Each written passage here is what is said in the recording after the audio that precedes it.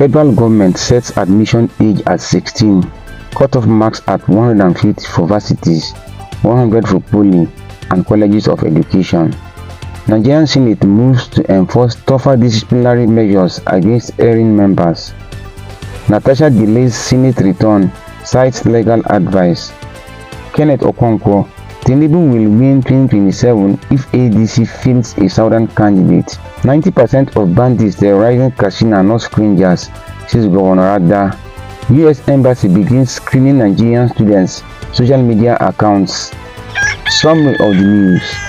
FG sets admission age at 16, cut-off marks at 150 for varsities, 100 for poly and colleges of education. At the 2025 JAMB policy meeting held in Abuja, Vice Chancellors of Nigerian universities agreed to set the minimum cut-off mark for university admission at 150, which is 10 points higher than the previous year's benchmark.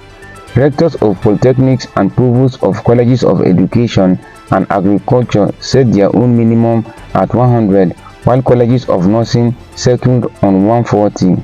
The registrar of JAMB, Professor Ishaq Oloyede, confirmed these figures as the collective decision of key education stakeholders.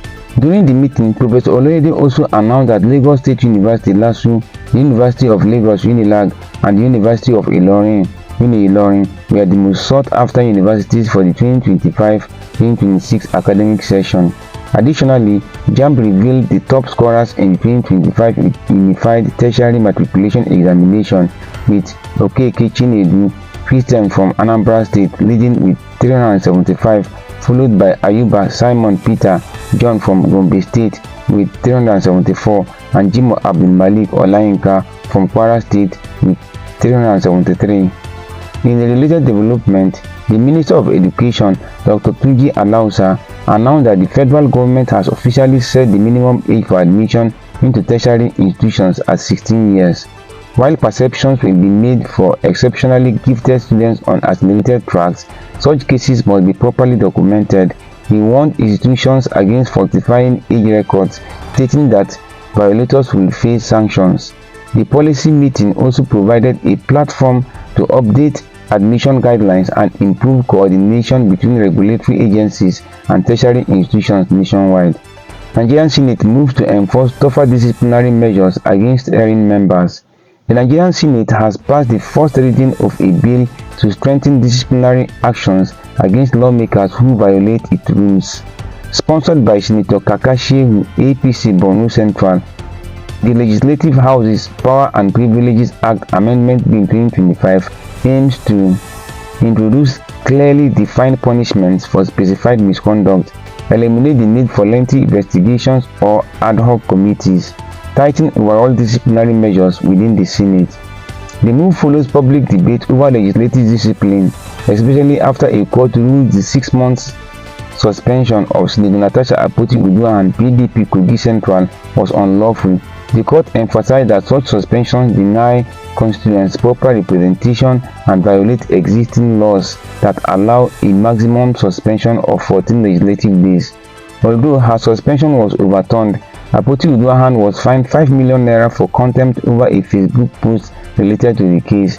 The bill will undergo further debate during its second reading and may eventually pass into law after committee review and a third reading. If enacted, it could standardize disciplinary procedures and reduce political misuse of suspension powers. Natasha delays Senate return, cites legal advice. Senator Natasha Apoti-Uduaghan of Kogi Central is delaying her return to the Senate despite a court ruling voiding her suspension, citing legal advice and respect for due process. She awaits the certified true copy of judgment before acting. Though the court called her suspension unconstitutional, Senate legal counsel argued it doesn't mandate her reinstatement. Natasha remains active in her constituency and committed to her legislative work, highlighting initiatives like solar streetlights and student laptop distributions. Her planned return sparked tight security, and she stressed that her exclusion affects democratic and female representation in the Senate. Kenneth Okonkwo, Tinubu will win 2027 if ADC fields a southern candidate. Kenneth Okonkwo, former Labour Party spokesperson, warns that President Tinubu will likely win re-election in 2027 if the opposition, especially the ADC, fields a southern candidate. He argues that only a strong northern candidate supported across the region and paired with a southern running mate can defeat Tinubu. Citing the 2023 election, he claims Peter Obi's victory was stolen due to lack of establishment backing. Okonkwo, who left the LP in July 2024 over internal issues and Obi's indecisiveness, now supports the ADC as the new opposition platform to challenge Tinubu's rule. 90% of bandits terrorizing Katsina are not strangers, says Governor Radda. Governor Radda of Katsina State revealed that around 90% of the bandits terrorizing the state are local residents, not outsiders. Speaking on Channels Television, he emphasized that these individuals are familiar with the terrain and communities and are known to residents by family ties. Radda identified insecurity as a major barrier to development in Katsina. He noted the limitations of state governors in controlling security forces like the army and police, which operate independently.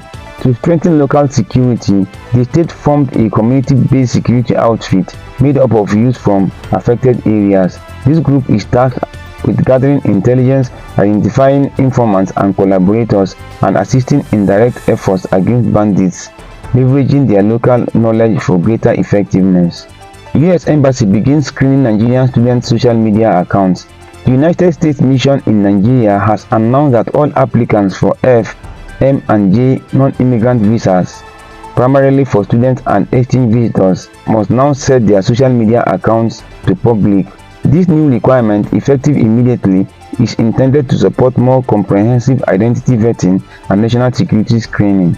The U.S. Department of State emphasized that visas are a privilege, not a right, and that this policy allows for a thorough review of applicants' online presence to assess eligibility and ensure they pose no threat to U.S. interests. The change was first mentioned in June 2025 and officially implemented in July via a post on the U.S. Mission's official X, formerly Twitter page.